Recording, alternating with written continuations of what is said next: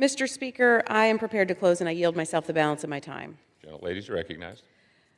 Mr. Speaker, this rule is pretty straightforward. With respect to the continuing resolution, it's simple. It's a clean, short-term, continuing resolution to prevent disruptions to national security and programs that our constituents depend on. It's a bill that extends government funding until November 21st. What my colleagues on the other side of the aisle are trying to argue for, they're trying to insist that a health care discussion gets inserted into this, but that is not a debate for a September funding matter. They're really trying to insert unrelated matters into the middle of a clean government extension.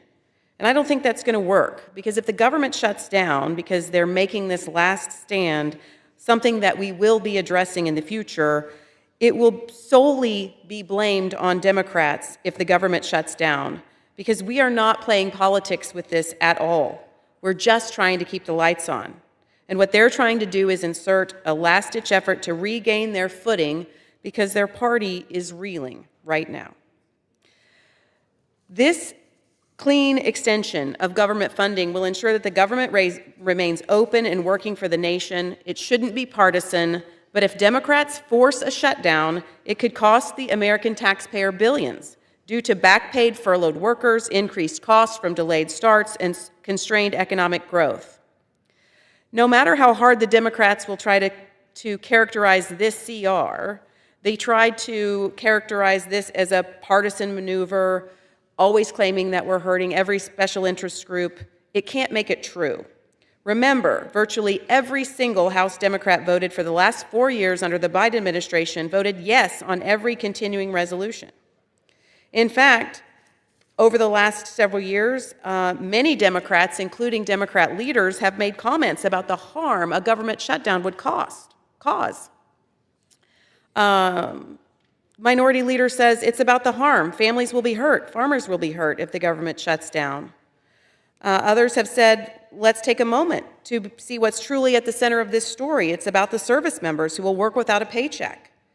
Some House Democrats accused House Republicans of leading the country toward a reckless government shutdown that will take food off the table for mothers and children and force service members to work without pay. Make no mistake, if Democrats vote against this simple government funding bill that will extend funding to November 21st, they are the very people who are hurting those who they have claimed Republicans have perpetually tried to hurt, and unfairly and untruly. So, Mr. Speaker, again, this rule is straightforward. First and foremost, we're here to honor the life of a husband, a father, a friend. Charlie Kirk was a proud American and a happy warrior for his faith and this country that he loved. The kind of person that inspired millions to engage in our democracy. It is right that we take the time as a body to honor him and condemn political violence in all forms.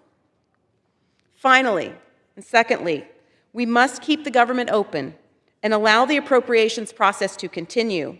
While CRs, continuing resolutions, are never ideal, and by definition, they are not all-encompassing. If we're truly to address the many issues before this body as a country, we cannot do that under a government shutdown.